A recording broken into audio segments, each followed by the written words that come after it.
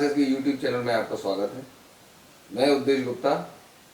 आज हम ज्योग्राफी में स्टडी करेंगे भूकंप। भूकंप यानी कि अर्थक्वेक्स।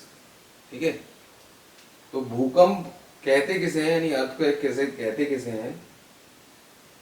धरातल या भूपटल पर कंपन होना या धरातल या भूकंप का कांपना, यानी कि पृथ्वी का जो धरातल है उसका कांपना या भूकंप या उसका कांपना या कहें हिलना, वो कहलाता है भूकंप। ठीक, जिस प्रकार किसी तालाब में अगर हम कोई पत्थर फेंकें तो हम देखते हैं कि पानी के गोल गोल घेरे बनने लगते हैं, तो उससे क्या पानी जो है ना हिलने लगता है। उसी प्रकार अगर ऐसे ही तरंगें जो पृथ्वी के अंदर उठती हैं तो ऊपर धरातल तक आती है। पृथ्वी कंपन अंदर करती है तो उसका प्रभाव ऊपर तक आता है। दूसरे शब्दों में कहें तो पृथ्वी के अंदर उठने वाली ऊर्जा का स्थानांतरण, ऊर्जा का स्थानांतरण क्या कहलाता है? भूकंप। यहाँ ऊर्जा का स्थानांतरण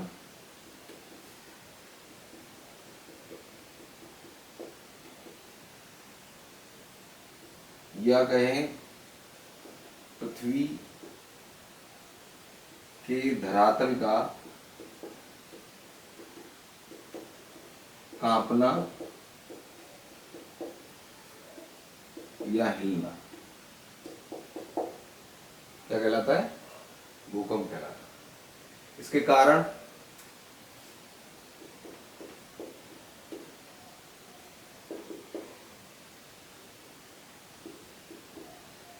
ज्वालामुखी क्रिया,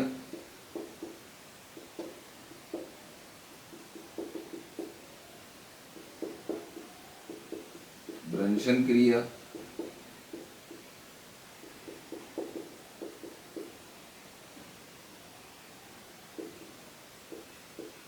जलीय भार,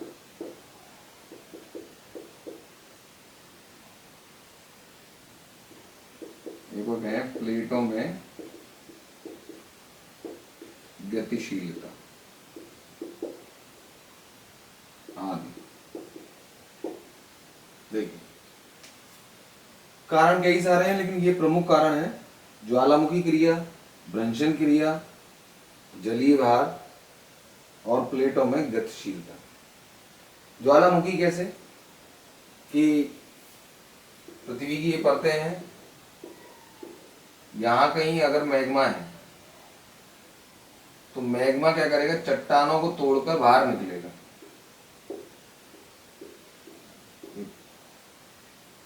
तो जब ये चट्टानों को तोड़कर बाहर निकलेगा तो ये जो चट्टानें हैं इधर उधर की, इन सारी चट्टानों में कंपन होगा। तो कंपन होगा तो ज्वालामुखी के निकलने से कंपन होता है, तो कंपन होने से आपको धरातल पर भूकंप का आभास होगा। ध्यान रखें, यहाँ भूकंप और ज्वालामुखी में जो थोड़ा सा अंतर है वो बस यही है, दोनों ही में भूमि में कंपन होता है।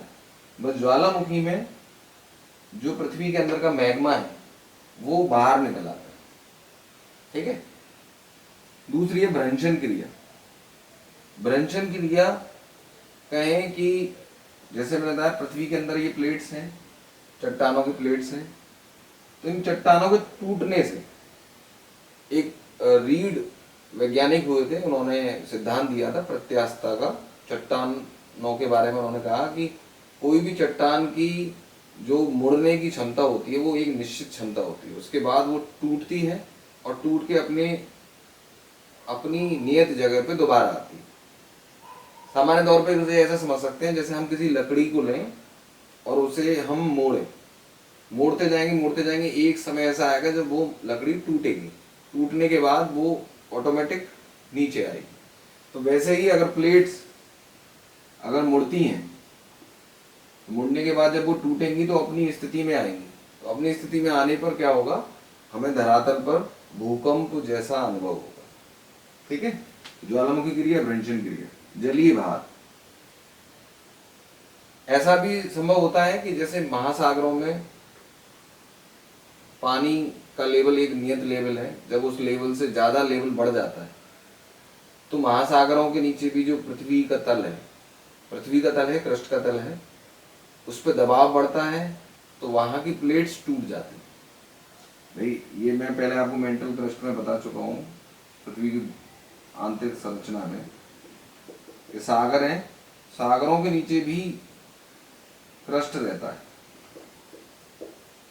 तो ये जो चट्टाने हैं, जल का भार ज्यादा हो जाएगा तो ये टूट जाएंगी। दूसरी एक और चीज है कि जैसे बांध बनाए जाते हैं, तो बांध बनाने में एक नियत कंडीशन तक, नियत जल को वो तो सहन कर सकता है, उससे ज्यादा का भार अगर होगा तो उस बांध के नीचे की जो प्लेट्स होंगी वो टूट जाएंगी तो वहां पर भूकंप का एहसास होगा।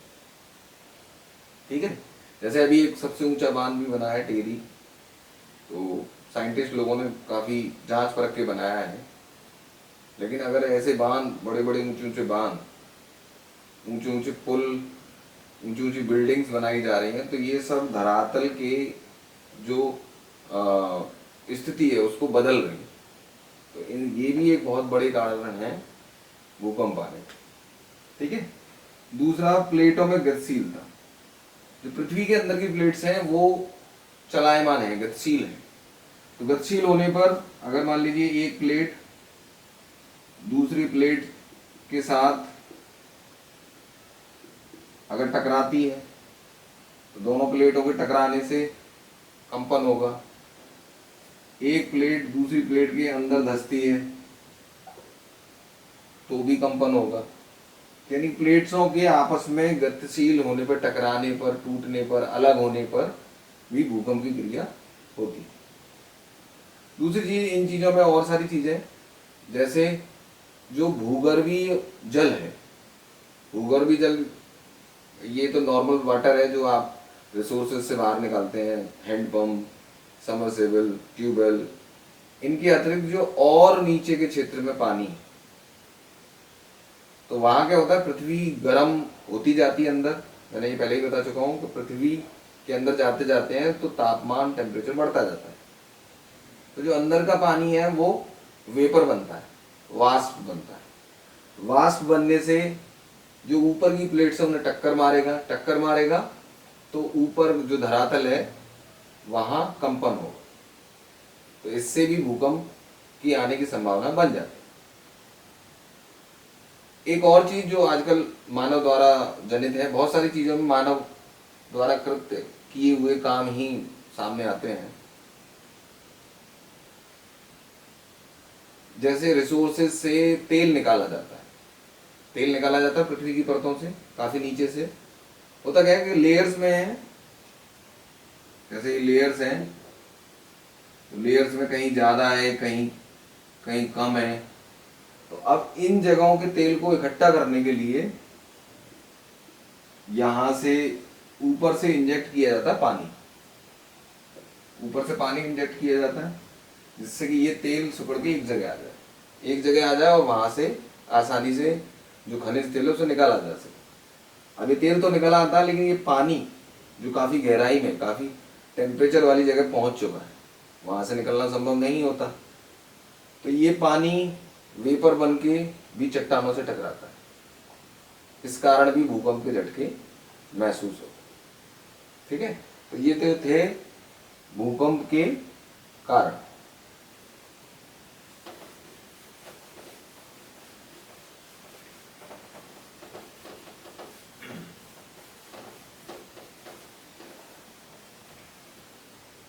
आगे देखें,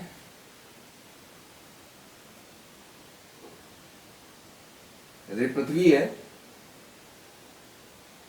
पृथ्वी के अंदर लेयर्स हैं काफी सारी चट्टानों की।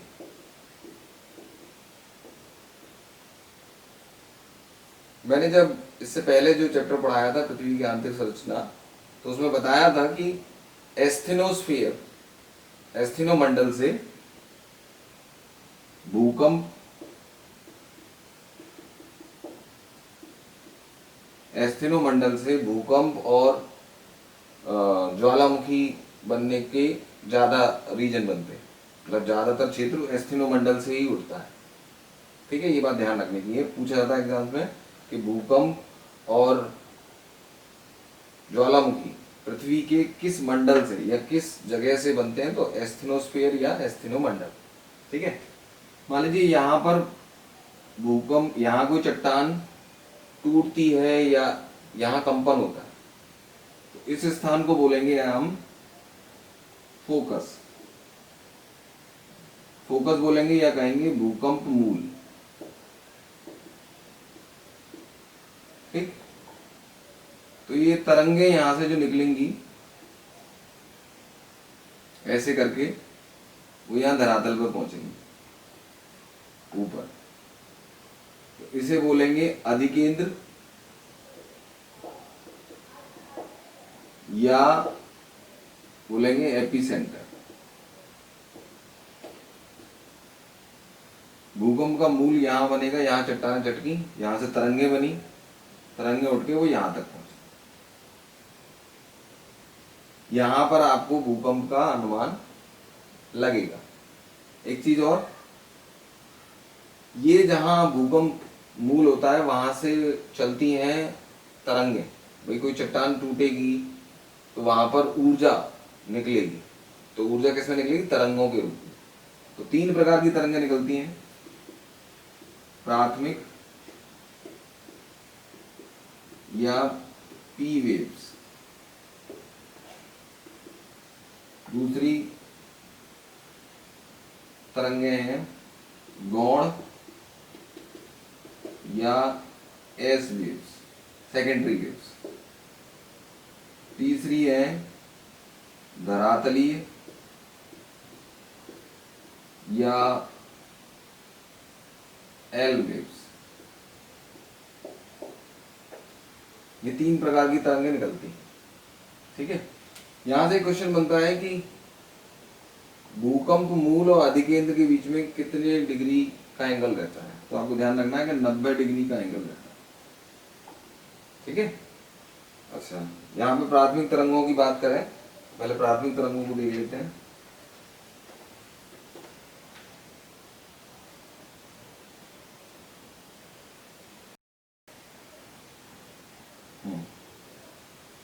प्राथमिक तरंगें होती है अनुदैर्घ्य तरंगें।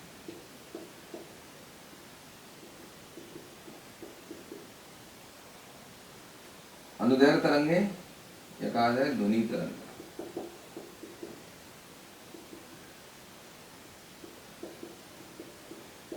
सबसे तेज।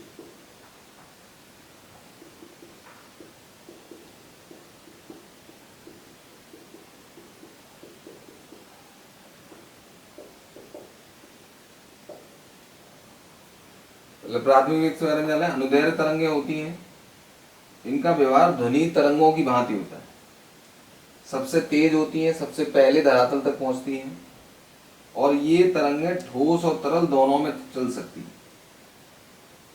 ठीक है, एक चीज और कि इनका संचरण पृथ्वी के कोर में भी होता है। प्राथमिक वेव्स का जो चलने का क्रम है वो पृथ्वी के अंदर तक से होकर जाती है। ठीक है, अब देखते हैं गौण या सेकेंडरी वेव्स।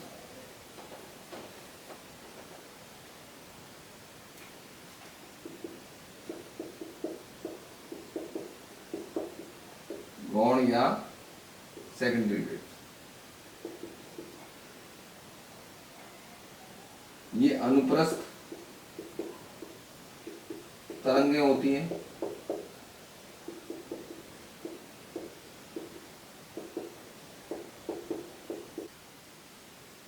प्रकाश तरंगों की भांति।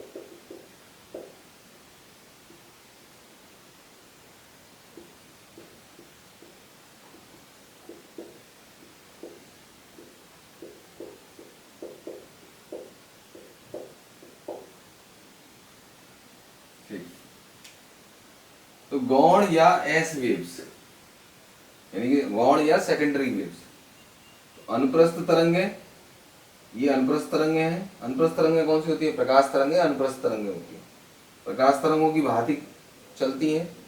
ये नहीं कहेंगे प्रकाश तरंगों की स्पीड से, प्रकाश तरंगों की भांति चलती है।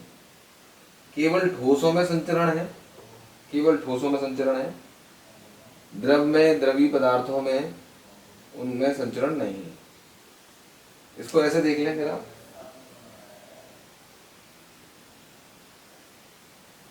जैसे अगर यहां से ये तरंगें स्टार्ट हुई तो पी तरंगें सीधी भी चलती हैं, ये बीच वाला स्थान है कोर, तो पी तरंगें यहां जाएंगी अंदर कोर में, लेकिन थोड़ा सा विचलित हो जाएंगी, थोड़ा सा विचलित हो जाएंगी, ठीक है। लेकिन जो सेकेंडरी तरंगें हैं, एस तरंगें,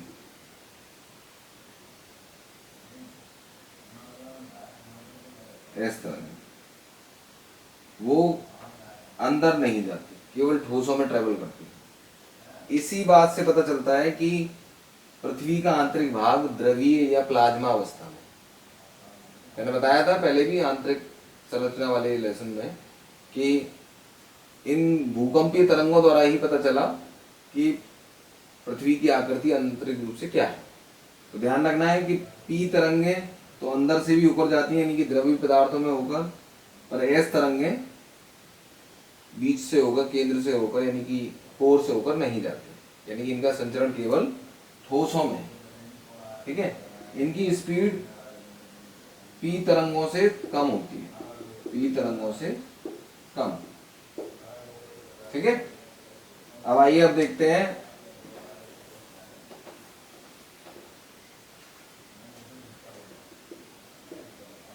धरातलीय या एल तरंग, एल वेव्स, एल वेव्स इनको लॉन्ग पीरियड वेव्स भी बोलते हैं।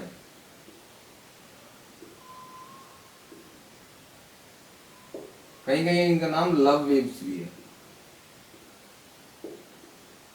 ठीक है।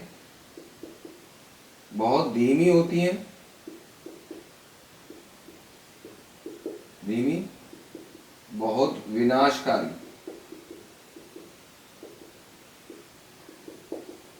और संचरण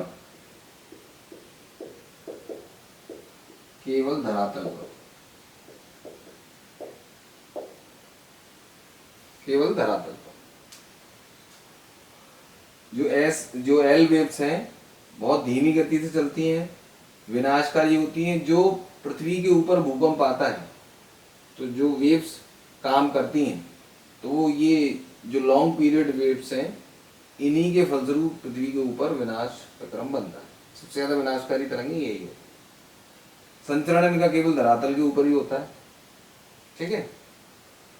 यहाँ एक चीज को और समझ सकते हैं आप, इनकी चाल सबसे धीमी होती है, सबसे तेज चाल होती है पी तरंगों की, दूसरे नंबर एस तरंगों की, तीसरे नंबर पे एल तरंगों। इसको एक आसान से तरीके से समझ लें।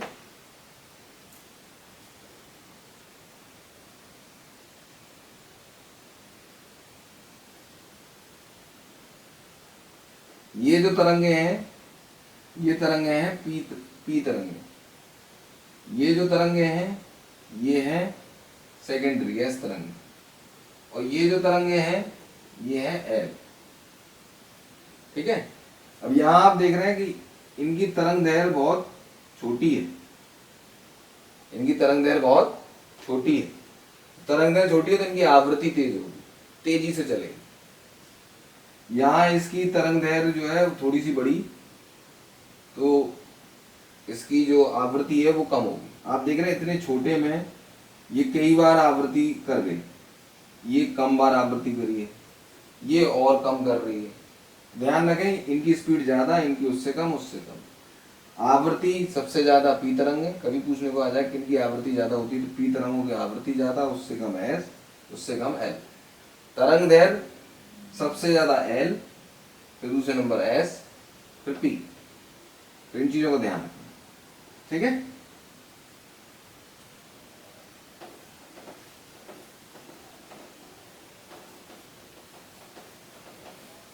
एक चीज यहां मैं बता दूं कि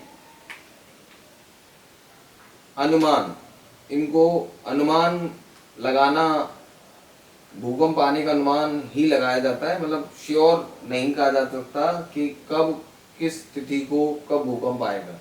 लेकिन प्रकृति में कुछ ऐसे जीव जंतु हैं जैसे बिल्ली, चूहे, चींटियां, सर्प, इनको भूकंप आने से पहले ही अनुमान लग जाता है। होता क्या है कि रेडॉन गैसेज होती हैं,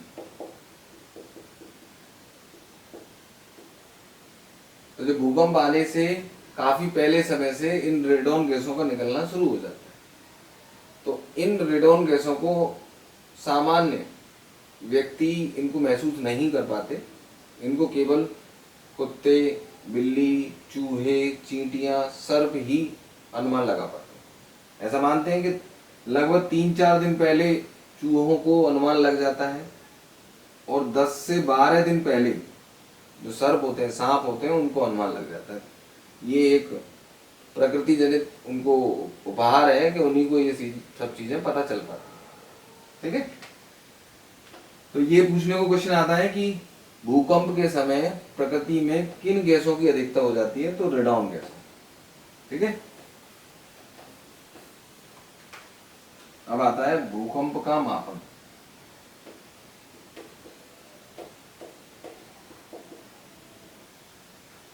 तो भूकंप का मापन करा जाता है सीस्मोग्राफ द्वारा।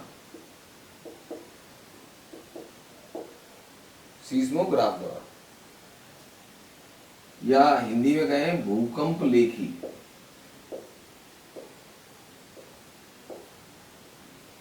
भूकंप विज्ञान को कहा जाता है सीस्मोलॉजी। कभी कभी क्वेश्चन आ जाता है कि भूकंप का अध्ययन किसमें करते हैं, तो सीस्मोलॉजी या भूकंप विज्ञान। ठीक है, तो भूकंप का मापन होता है सीस्मोग्राफ द्वारा। इनकी तीव्रता मापने के, तीव्रता के लिए स्केल बनाए गए, मतलब तीव्रता मापन के कई सारे स्केल हैं। तो उनमें से स्केल है पहला रोसीफेरर,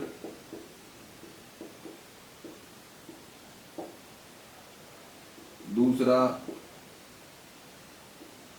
मर्केली स्केल,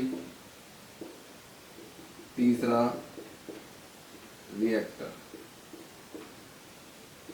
रिएक्टर पैमाना या रिएक्टर स्केल। ठीक है, तो जो रोसीफेरल पर जो गणना के मापन के अंक हैं वो हैं 11 मापन अंक। ठीक है, मर्केली स्केल पर जो है वो है 1 से 12 तक, यह अनुभव आधारित है। अनुभव आधारित को आप ऐसे समझ सकते हैं कि कितना विनाश हुआ, भूकंप के बाद कितना विनाश हुआ, उसके आधार पर एक रैंकिंग दे देना। जैसे रैंक देते हैं वैसे रैंक दे देना कि 1 है तो बिल्कुल कुछ नहीं नुकसान हुआ, 3 पे थोड़ा कम हुआ, 6 पे जाके बहुत ज्यादा हुआ। तो ऐसे करके अनुभव पे आधारित है। ठीक है, बाद में आता है रिएक्टर स्केल। इसका प्रयोग ज्यादातर किया जाता है। तो इसमें होते हैं 0 से लेके 9 तक। ध्यान रखिएगा, यहाँ पे थोड़ी कंफ्यूजन हो जाती है। 0 से लेके 9 तक होते हैं, तो ये कुल मिला के कितनी डिजिट होगी, 10। तो 10 डिजिट होती है, लेकिन 0 से लेके 9 तक की तीव्रता को मापा जाता है। ठीक है, ये पूर्णतः गणितीय पैमाना है। कहा जाए तो लघुड़क, लॉग के आधार पर इसमें उसकी तीव्रता को मापा जाता है। ऐसा माना जाता है कि 7 से ऊपर के जो भूकंप आते हैं वो बहुत ही विनाशकारी होते हैं। ठीक है, अभी जो नई विधि आई है वो है आघूर्ण परिमाण पैमाना।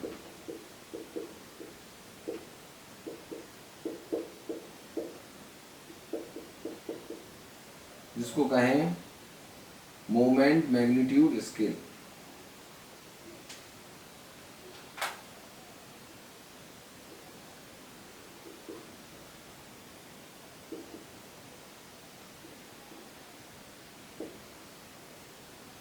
जो आजकल प्रयोग में आता है वो ये वाला पैमाना आता है। आधारित ये रिएक्टर पैमाने पर ही है, ये भी गणितीय पैमाना है, ये भी लघुगणक पर आधारित है, नहीं लॉग पर आधारित है। लेकिन अब लगभग 1970 से इसको प्रयोग में लाने लगे। ठीक है, तो एक ध्यान रखिए, थोड़ा नया शब्द आपने सुना होगा, आघूर्ण परिमाण पैमाना। कभी एग्जाम में आ जाए कि निम्न में से कौन है या कौन नहीं है, तो आपको यह ध्यान रखना है कि आघूर्ण परिमाण पैमाना भी भूकंप की तीव्रता को मापता है। ठीक है, यहाँ तक हमने भूकंप के बारे में जाना। इन चीज़ों को नोट कर लें और हमारे चैनल को सब्सक्राइब करें, लाइक करें, बेल आइकन दबाएं और आगे आने वाली वीडियोज में आपको ज्वालामुखी के बारे में हम बताएंगे। तब तक के लिए नमस्कार, शब्द।